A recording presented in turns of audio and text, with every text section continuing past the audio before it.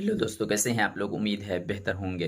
BPSC tier 3 का result जो है जारी कर दिया गया है। जैसा कि आप लोगों को पता था कि शाम 5 बजे के बाद बोला गया था कि जारी कर दिया जाएगा, तो फाइनली जो है जारी कर दिया गया है।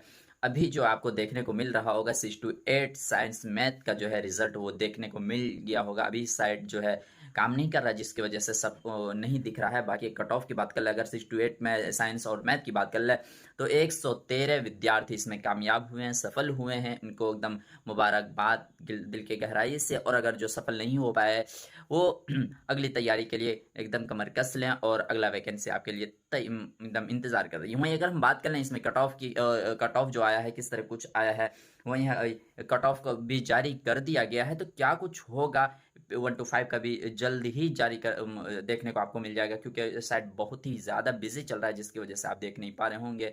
तो 1 to 5 का भी आप बहुत ही जल्द देख पाएंगे। बाकी देखते हैं, पल पल के अपडेट को देखते रहें। मिलते हैं फिर नेक्स्ट वीडियो।